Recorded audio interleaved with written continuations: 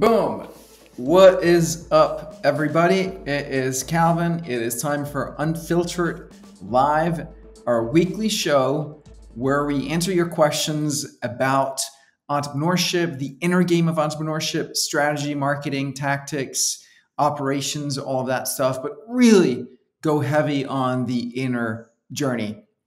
I've been an entrepreneur basically since I was a kid. I sold my first piece of software for money back when I was still in fifth grade, sixth grade, something like that. And have been going ever since. And 100% my conclusion from all of my years doing entrepreneurship is that the number one determiner of success is doing your inner work. It never ends. It never ends. There's always more layers to peel off of that onion. There's always more to find, to discover, more to be had. It's the gift that keeps on giving. It's phenomenal. I remember way back in the day when I got into personal development. I kind of started in 2001. I was working for a software company in Boston called Ars Digita, and the head of product there hired a coach for some of the product leaders, and I managed to put my name on the list and get to work with this coach, and it was amazing. It was completely life-changing already. It was like, this is awesome. And then I moved back to Copenhagen for a few years, looked around for coaches, didn't really find any, and sort of forgot about it. And then a couple of years later, I was like, oh, I need a coach. Found a coach, and then quickly ended up taking a coach education and being a coach myself. And I remember thinking, oh my God, I've not only worked with a coach for a little bit, but now I've also actually trained to become a coach. Like, what more could there possibly be to know, right? I know everything now. I've got it all sorted out. I've got it all figured out. I'm fully sorted, straightened. My mind, my emotions, my life is just completely straightened out. That was what I thought. Didn't quite turn out that way, right? It's not how life works. We're never fully sorted. Our lives are never fully sorted. They're always constantly evolving. And the same is true for our businesses. They're never fully sorted. Our businesses are also always evolving, growing, changing, and we're changing with them. Your business is 100% a reflection of who you are. Right? You can see that on every level, every scale, from the smallest to the largest. You can totally see Steve Jobs in Apple, as it were. You can totally see Tim Cook in Apple, as it is. You can totally see Larry and Sergey in Google, or then Eric Schmidt, and now I forget his name actually, and the CEO of Alphabet and Google.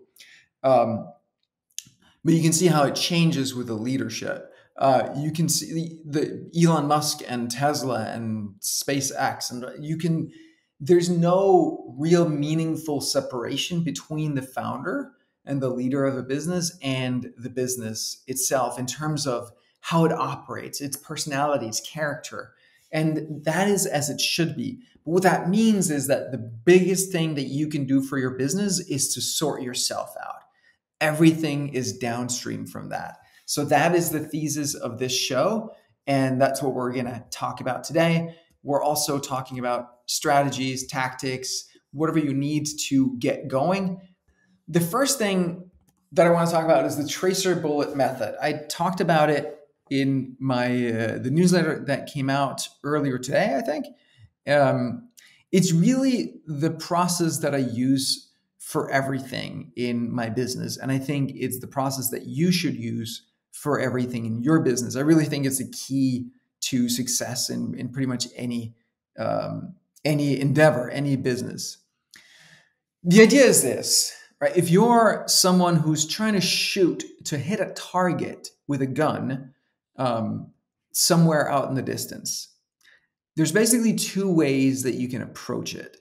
One is you can sit down and you can figure out what is the weight of the bullet, what is the wind direction, and how strong is the wind, what's the distance to the target, what's the curvature of the earth. And you can do a bunch of math to try to figure out exactly how you need to aim how far is the aim off, and like all that kind of stuff. So you can try to do math to figure out exactly how you need to aim to hit the target.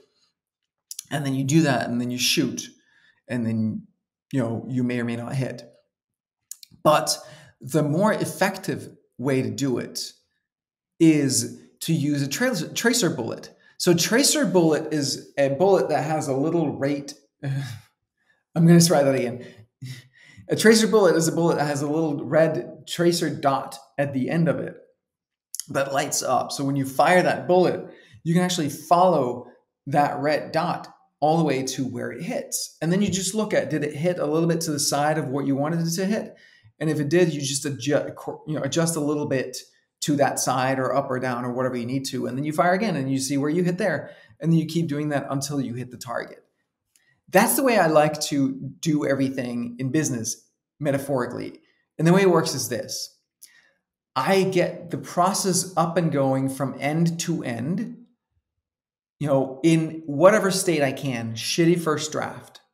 And then every single week, I just make it better. Like whatever the cadence is, if it's every day, every hour, every week, every year, but you just keep making it better and better and better and better. We talk internally about the layer cake. So we're doing it at this level now, and we want to master that level. And then we add another layer on top, we master that level. We add another layer on top, we master that level, and so on and so on. I'll give you an example. So if you're selling stuff, right? If you're selling products, figure out how to get sales going of that product, whatever it takes, right? So if it's calling all your friends and neighbors, or it's dropping the price down to something ridiculously low, or whatever, so that you start to have some sales going. And now you can start optimizing, right? How can I better target the people who would be interested in this product? How can I improve on the copy? How can I improve on the value that I'm delivering? How can I improve on all of the different aspects of it? I use it for what we're doing here is we have this live show, and then we take the raw content from it, the video recording, and we put that into what we call the content machine, which then goes through, edits it, cuts it up, and process it so that we have snippets, snackable bits that we can post all over social media. And in the beginning, we just want it to be working. And then each week we try to make it better, like, be able to process faster, improve the quality of the editing, improve the quality of the production quality, improve all aspects of it. Like, getting people to show up for the show, or ask questions, or get better questions. Like, we just keep improving different aspects of it, and that just goes on indefinitely. I find that most people, it's something that I find myself teaching my team over and over and over again, because it seems like the natural inclination that people have is they want to do it perfectly the first time, right? They want to do a great job, and teaching people, no, you know what? Don't worry about that. Just do it shitty version the first time, and then we'll get it better and better and better. It's so counterintuitive to most people, but it is such a powerful way to do it, because otherwise what happens is you get into analysis paralysis, and you never get anything done, and you're overthinking things. It just moves way too slowly. So being comfortable with putting out something that's kind of shitty, or half of what you really want it to be, and then just making it better and better. We do it with product as well, with features, right? Just get the feature up and working, and then we can make it better and better and better. But it's one caveat is it's better to do half of a thing than to do it half-assed, meaning lower, still end to end, but reduce the scope so it's kind of like barely functional, right? But it has all the key elements in it, and then we make it better and better and better. The example I gave in the email is the iPhone, and someone gave me shit for saying that it was a shitty first product. I mean, it wasn't, obviously the iPhone was revolutionary, but it was lacking in many, many ways, right? And people were were really talking about that. They were like, you can't even copy paste. You can't. There were so many things that you couldn't do. Yes, it was revolutionary, but it was a limited product, right? In many, many ways that people really struggled with. But then what Apple has done ever since, and this was in 2007, it was 15 years ago. What they've done ever since is every single year, they just make it better, right? Look at the camera. I don't remember, did the first iPhone have a camera? I forget. Did it have I don't think it had GPS. I think it had a camera, right? But it was a pretty shitty camera. I had the first iPhone. I couldn't. I was living in Copenhagen, and I had a friend buy it in a store in New York and send it over to me. And he bought it 2 days too late, so they had patched up the firmware so that I couldn't swap a SIM card into it. And so for months I had it, and I couldn't use it as a phone. I could only use it with Wi-Fi. And then finally, there's a company in Poland that made this thing that you could do, so you could take a SIM card and cut in it and do some magic, and your phone would think it was an AT&T SIM card, and then it would work. And like, I tell you not the hoops that I jumped through so I could use the first version of the iPhone in Denmark. It was crazy. But the point is that it was obviously a compelling product, but it was limited. And like today, the camera is like outstanding, right? Just insane with what they're able to do with AI and the quality of the cameras and the sensors and everything else. But like, the lenses are not that good, but they make up for it with AI. And all. Point being that you can go really, really far if you're willing to be kind of shitty in the first iteration, but you just stay with it relentlessly, week after week, month after month. And that is the power of the tracer bullet method. All right. Let me know in the chat, does that resonate, guys? Or is this a useful tool for you guys? Have you used it? Where have you used it? Let me know. All right, guys, we can, I have another topic I want to talk about, but I can talk about that later. We can start looping in some questions. I would much rather answer your questions than talk about my pre-prepared topic. So we can just bring some people on. Let's see here. There we go. I see someone here. Kimberly is talking about overwhelming mood swings. Let's do it, Kimberly. Hi. Hey, Kimberly. Nice to see you. Yeah, new digs. What's up? Yeah, well, I'm actually just in a different place in my apartment. All right. Yeah. Cool. Yeah. Okay. So what you said about, our business being a reflection of us is like an unfortunate truth that I was hoping to avoid, but you're right. And I think that is why I've been saying like, I'm almost going to launch, but then I haven't. It's because I've gone through some very difficult personal challenges in the last 2 years that it had to do with relationships ending and changing. It had to do with housing, had to do with housing crisis in Oregon, fires. My town kind of like burnt down. I mean, not my entire town, but a good chunk of my community actually burnt down a couple years ago, and all sorts of things. And so I finally get to Iowa, and I'm thinking, okay, now I'm just going to hit the ground running and launch this business. But I'm like still processing all this personal stuff that's going on. So actually I finally just decided in this last week, like, you know what, I'm going to just take the pressure off. I found another way to make some money without having to, like just take the pressure off, do the personal growth, and then, organically get back into the business stuff. Actually, I'm still going to be working on it, but just with not like the fear of life and death happening at the same time. Sounds like a really good idea. Yeah. Yeah. So I'm really excited. I actually have like a million questions, but I'm just going to ask you, I think, the thing that I feel like is my greatest challenge is overwhelm. I don't know. Have you ever played Tetris? Yeah. Yeah. Okay, so Tetris, I love Tetris. I used to be really good at it. Um, and I feel like life is like Tetris.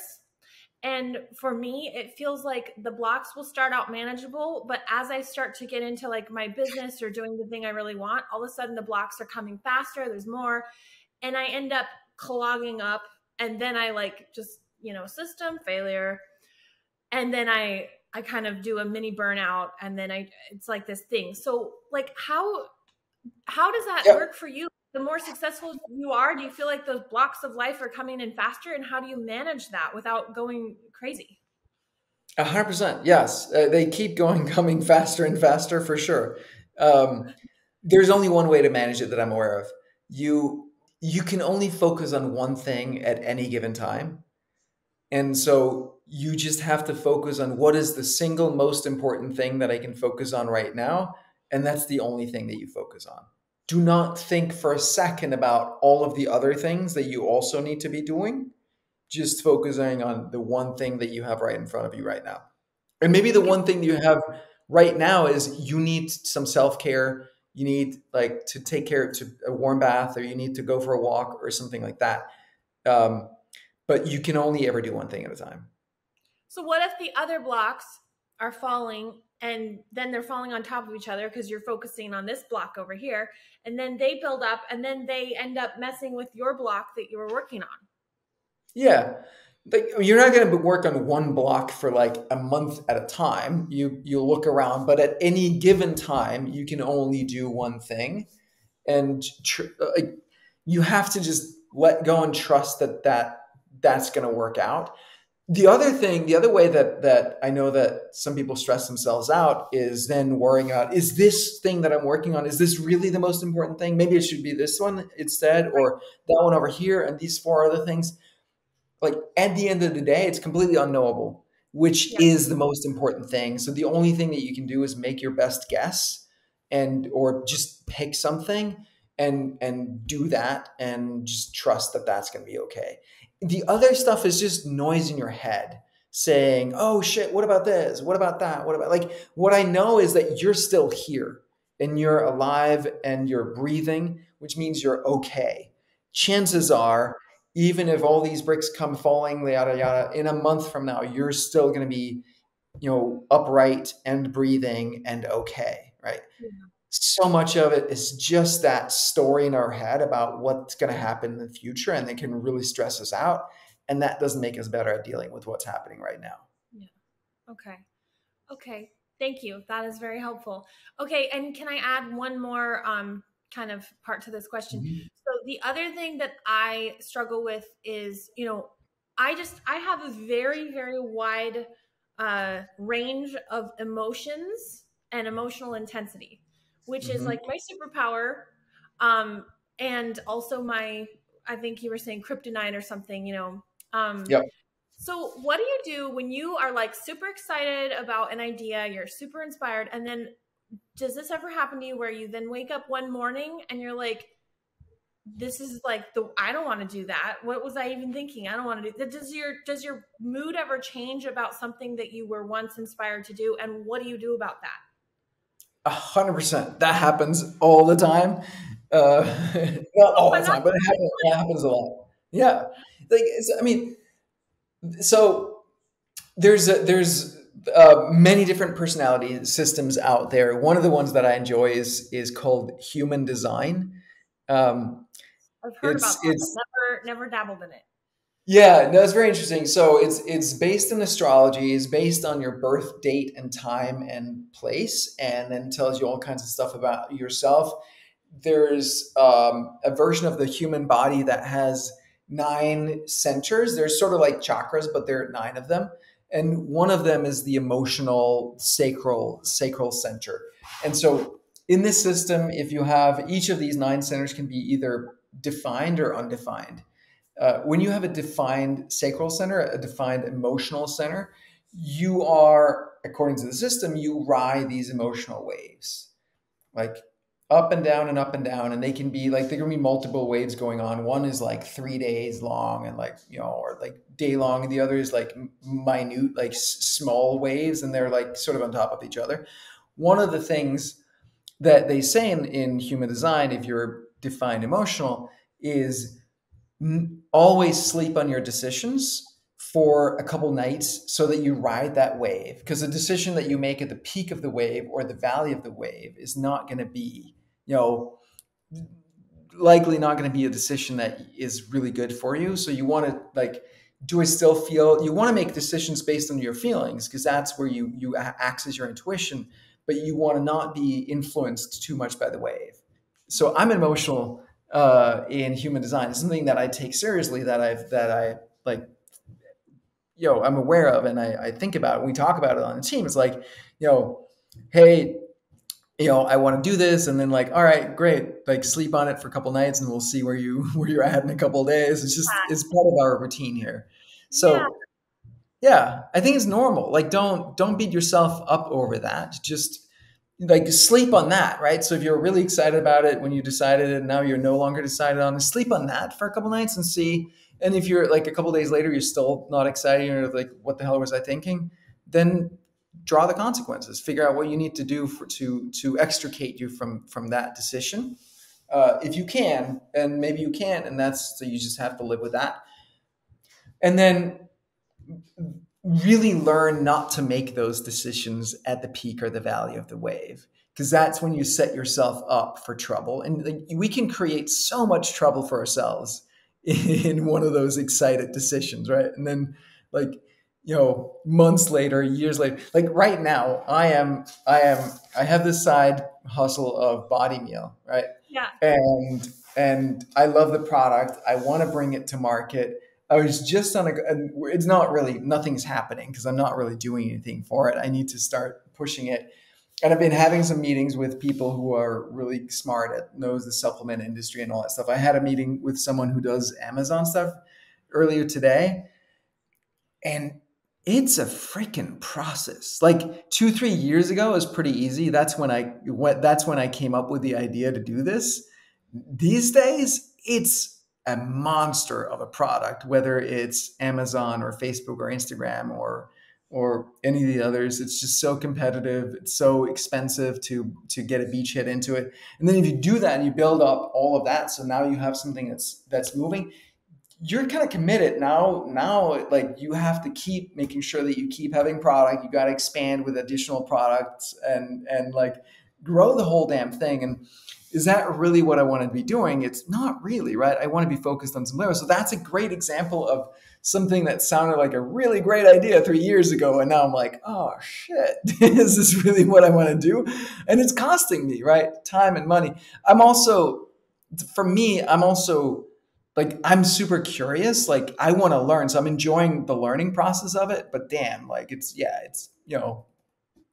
maybe not rationally the smartest move I've made.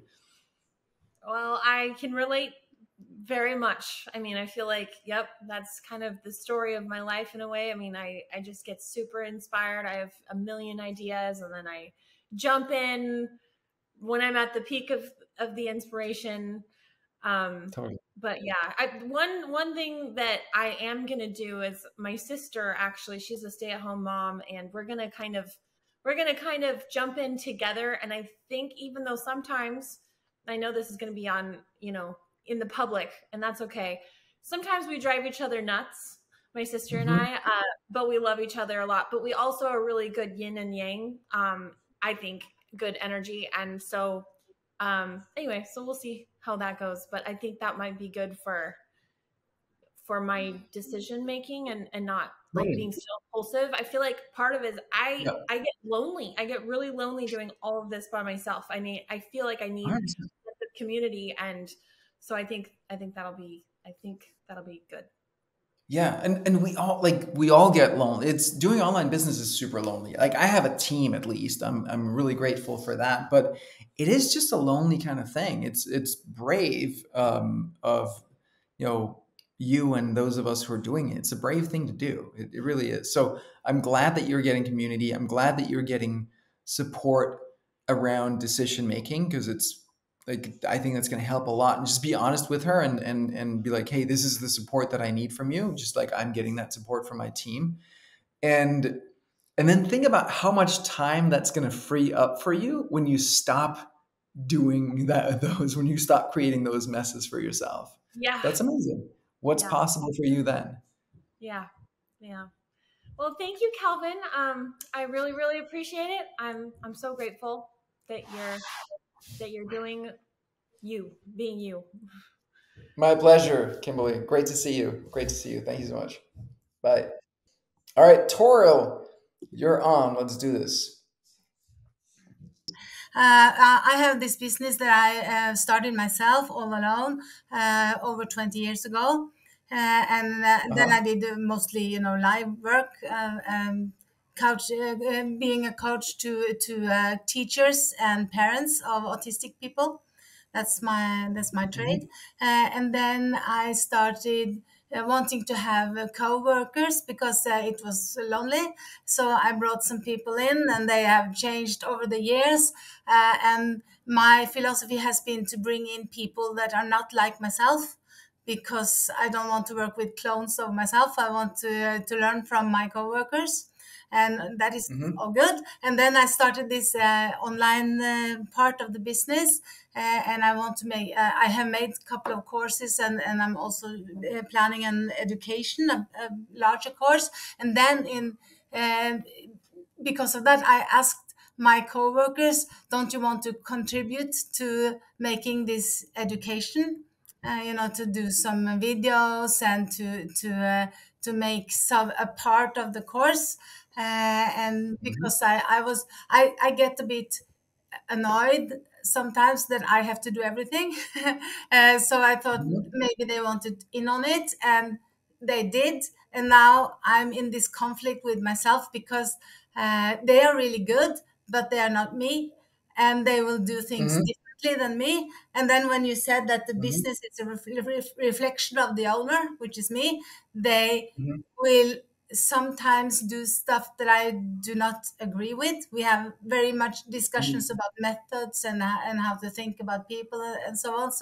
So what do I do? Do I just tell them you can't touch this, or what do I have to do with myself to be able to um,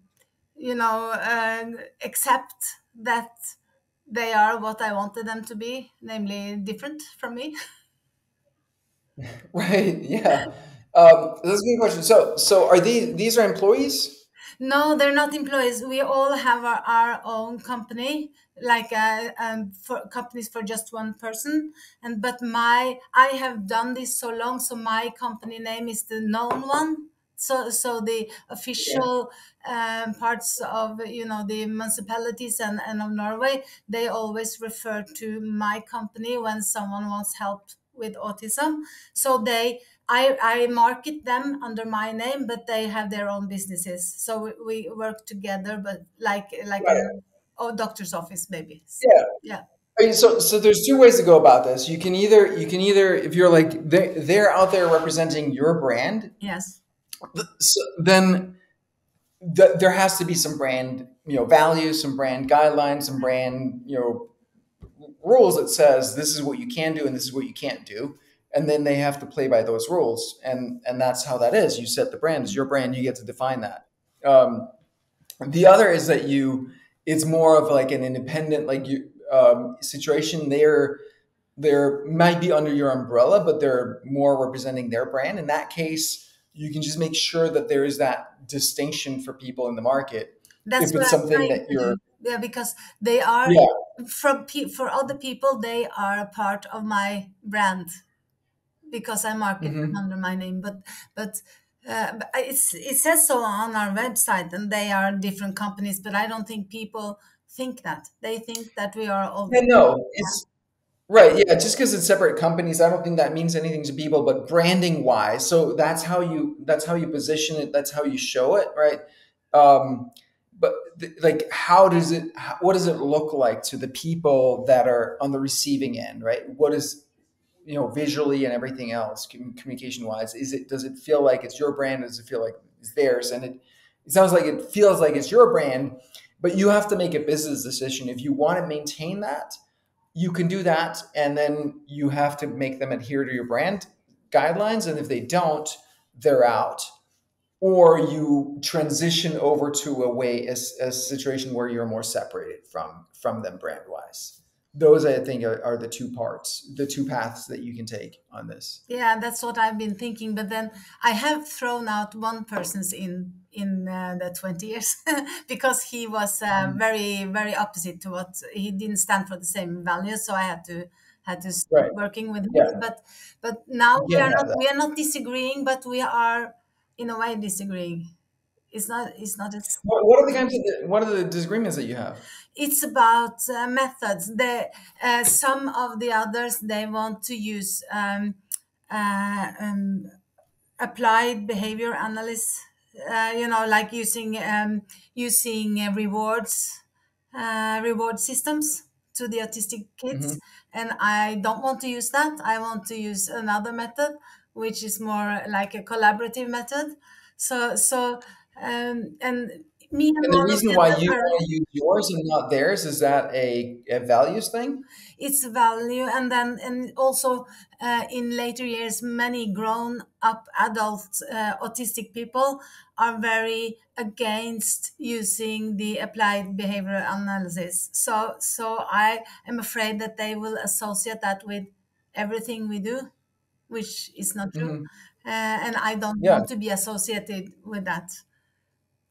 So it sounds like you just need to tell them this is what my brand stands for, and you can be aligned with my brand, and then you got to do it this way, or you're gonna have to go create your own brand, and we're not aligned. No, we're not Mm. associated. But then I'm afraid I lose good people because they are good at their jobs. Yeah. So That's how it's going to be, right? Like that's so in order to establish consistent culture, and culture and brand is very very closely linked, because at the end of the day your brand becomes your culture, becomes who your people are, right? Because people find out mm, who's, what your company's really like. And and the only way that you can maintain it is that if you're willing to let go of people who are really critical, who are really good performers, but who don't fit the brand yeah, or the culture, yeah. right? That's the price that you have to pay. That's the price that all of us have to pay in order to maintain good culture, good brand. Yeah, yeah, you're right. I know you're right. I just hoped you had some magical thing that I could do. Imagine.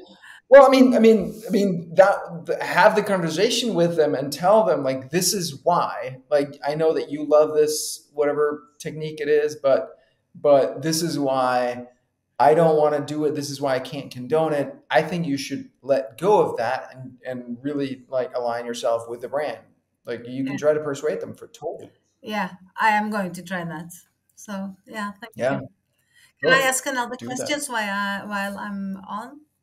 Sure, do Yeah, it. because I Do it. have another more strategic question. Because I making this education that I want to make, I don't know how to reach the decision makers in the municipalities, or the counties, or what it's called.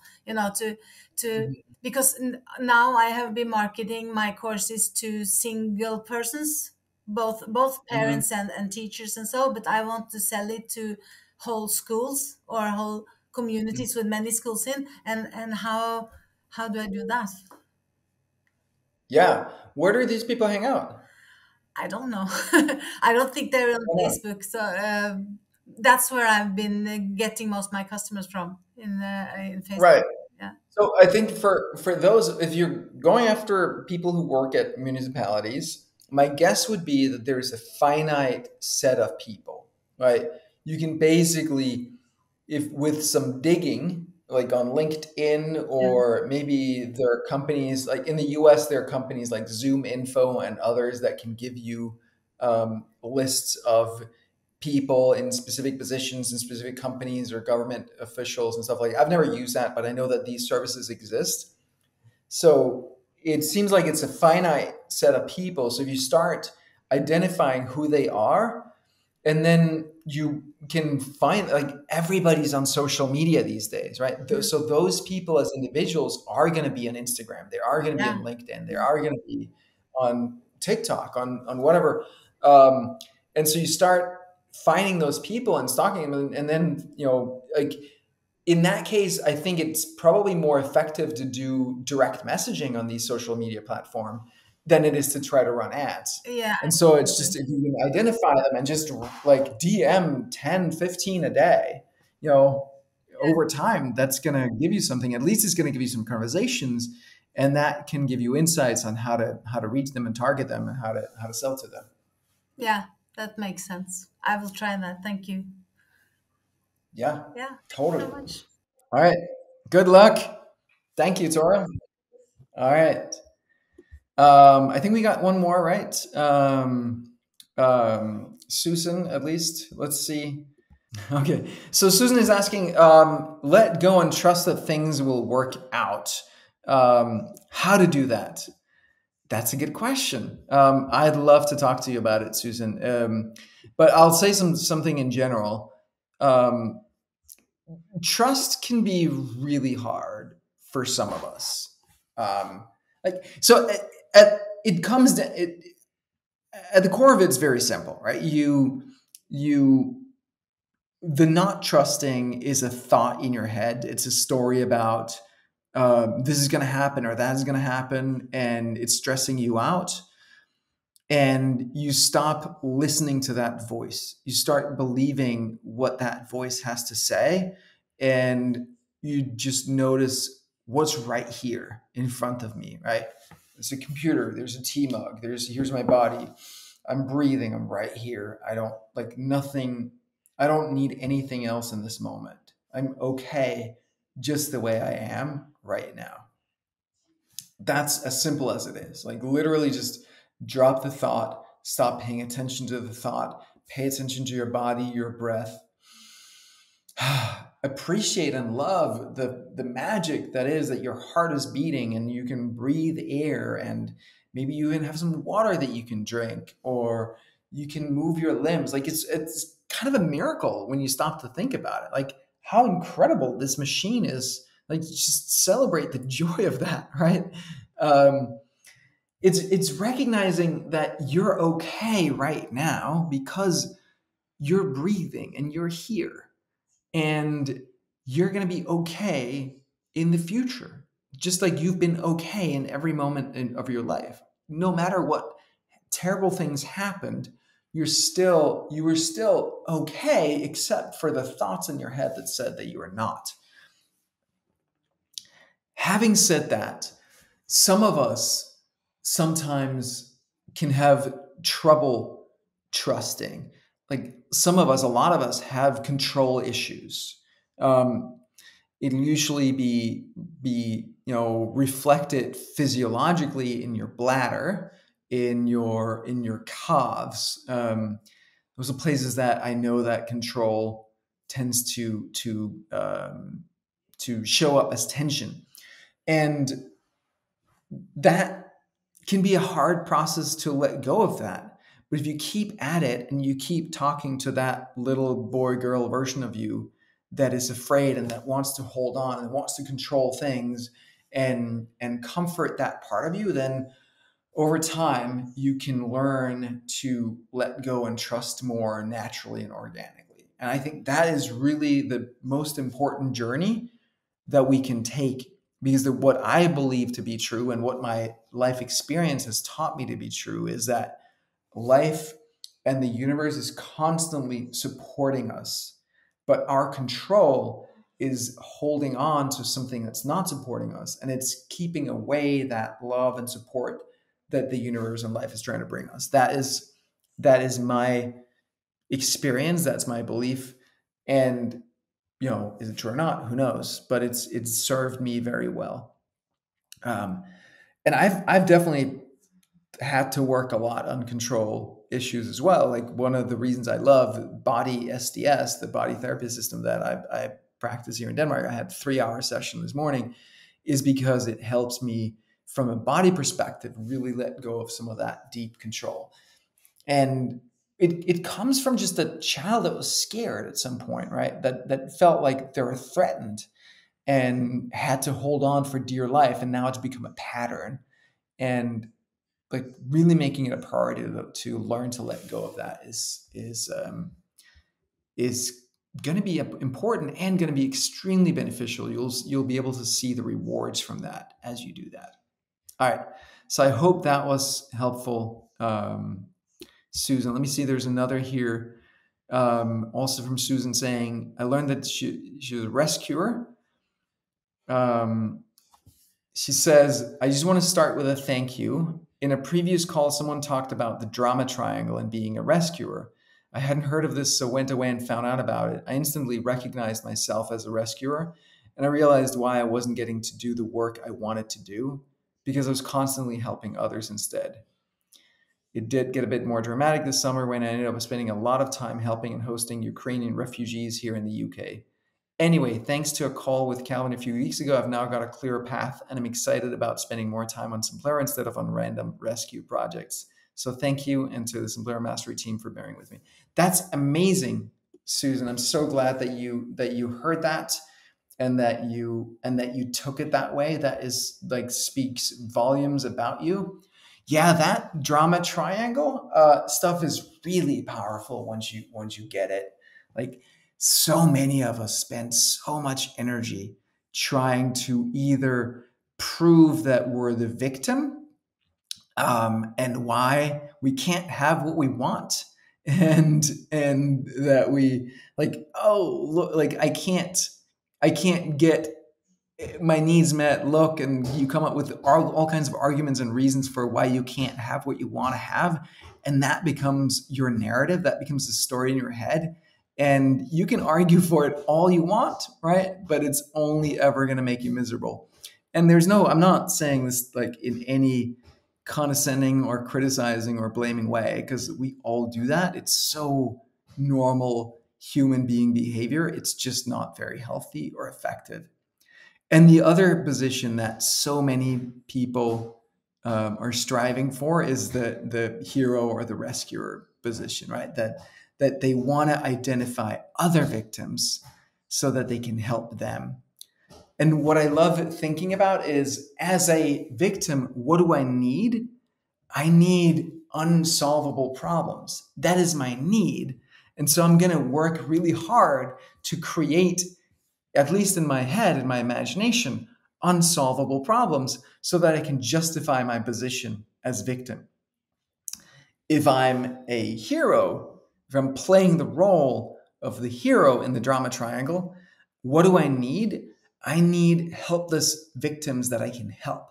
And so I'm going to work really hard to create, to make sure to project, to make sure that I always have helpless victims somewhere that I can help. And there's plenty of people who are more than willing to play the victim role if we want to enroll them into that role. And, so we do. And it's not helping anybody. When you play the helper, the rescuer, the hero, you end up actually holding people stuck in a victim position instead of helping them grow out of that victim position and step into the creator role. And so I love, Susan, that you saw that and that you took it that way. And remember, the way out of the rescuer or the hero is to step into being a coach. And what the coach does is very simple. The coach asks the victim or the person to figure out for themselves what they want, and then what are the things they can do to get there. Right? And it's crazy how few people actually know what they want or spend any meaningful amount of time trying to figure out what they want. Like, very rare. Very rare. And I remember that back when I took my coach education. This was back in 2007. It was the hardest thing for me. It was like, what do I want? I don't know what I want. It was really, really hard for me to figure out what the hell I wanted.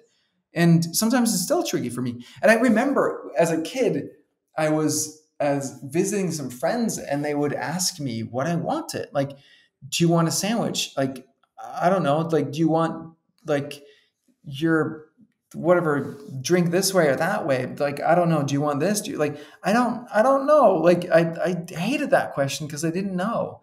And still today, I can sometimes be in that situation where I'm like, when I'm on a flight, it's like, do you want the chicken or the steak? I'm like, that really depends on how it's prepared and cooked. And like, a lot like chicken can be really dry and which I guess is like, I don't understand how normal people know if they want chicken or steak, like just like that. I don't, maybe it's just how people are wired.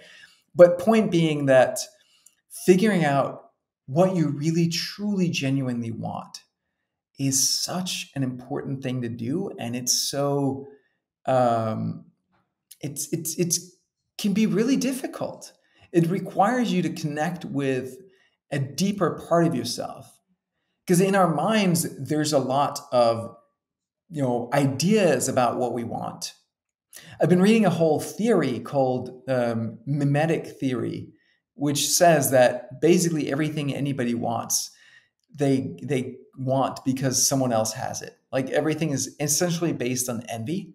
Like we look to others and we're like, oh, that I want that. I want what he's having or what she's having, right? And that has huge implications for how society works. I haven't studied enough to really really know whether I believe that's true or false, but I think there's a lot of it, right? Where we mentally, we think we want what we see someone else have, and we're just making up a story about what it is that they have and how they feel or how we would feel if we have the same. But we haven't really dug deep to figure out if this is really what I want, or is it just an idea that I have? And so, yeah, honor that and support other people in finding that out. And don't make yourself or anybody else wrong for not really knowing what they want. Because it can be so subtle, and it might require you to uncover whole different layers of yourself and who you are. All right. David is saying what we want is usually beneath multiple layers we need to peel back. Negative internal beliefs can actually constrain us from discovering what we truly want. 100%, right? Yes, Kimberly's asking, the way out of hero is to become the coach. So what is the way out of being the victim? The way out of being a victim is to step into being the creator. So the creator asks, what is it I want and how do I get there? And then they start taking action. That's it. All right. What do I want? How do I get there? Start taking action. It's actually one of my passion projects that is, kind of on ice right now is Notable Nation. And the idea is to rethink how we do politics and how we talk about politics. And the core premise of that, or the core idea in Notable Nation, is instead of discussing specific policies or specific interventions or specific politicians, and I like this person, you like that person. Let's talk about what do we want and how do we get there, right? You see, it's basically just applying the creator role to the world of politics, because nobody's having that conversation, right? It's like we need to know what success looks like. And then we need to get creative on figuring out how do we get there? How do we create that reality? And then we just need to experiment. Like you have one idea, and like let's figure out how would we test that? How would we measure if it worked or not? And let's do a test, see if it works. And someone else has another policy idea, and like, oh great, let's do a test of that one, right? But right now, 99.7%, and that's a scientific number, by the way, 99.7% of politics is just the drama triangle. It's all it is. Like, oh, those people, and we're really the victims here, or I'm the hero and they're the victim. And, that's all it is. And like, this person is the villain and that person is a villain. Like, it's all a freaking drama triangle. And it doesn't do anything good for anybody. It really doesn't do that any good. Like, the drama triangle wastes endless amounts of energy, of incredible, like, beautiful human life force just shoved down the toilet on drama triangle bullshit, instead of actually figuring out what do you want? What do we want together, collectively? We have to agree on what we want the outcome to look like, and then we can figure out how to get there. And what I found too is really fascinating, that when I talk to people of different political persuasions and across the aisle, On most things, if you just focus on what you want the outcome to look like, most people agree, left or right. We all agree, right? Like nobody wants, school shootings, for example. We already all agree that those are terrible. We don't want those. We don't want crime. We don't want, we want the economy to be healthy and thrive. Like there's we don't want the planet to overheat and completely extinguish all human life from climate change. Like everybody agrees on those things. So now let's just get really clear on the specifics of how to actually get there, and even what is reality, where we're at. And that's a conversation that we generally aren't having, right? So anyway, just to spin on that, on the drama triangle, it's really fascinating once you start looking into it or looking at the world through that lens. It's really freaking everywhere. All right, guys, with that, appreciate you all. Yeah, drama is profitable, 100%, right? It's super profitable because you're hitting those trigger points in people that say, these roles are addictions, right?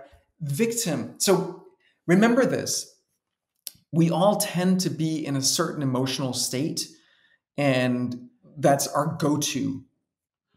And for a lot of people, victim is a go-to emotional state, and it becomes addictive. And so our subconscious mind is going to do whatever it can to get us into that emotional state by leveraging the environment, by interpreting whatever happens as proof that we really are victims. And it's going to see the world through that lens, and then we're locked in, and we just go there again and again and again. And those neural pathways just get bigger and broader and bigger and broader over time.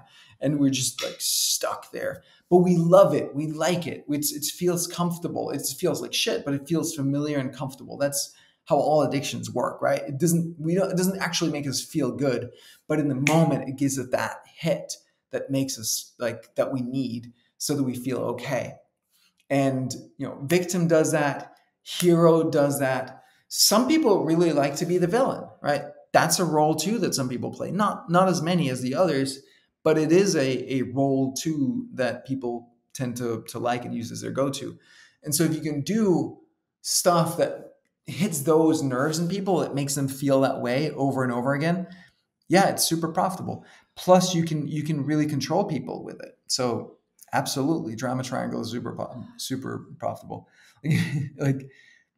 Most TV shows. I remember watching Scandal. I don't know if you guys seen that show. I remember watching that some years ago.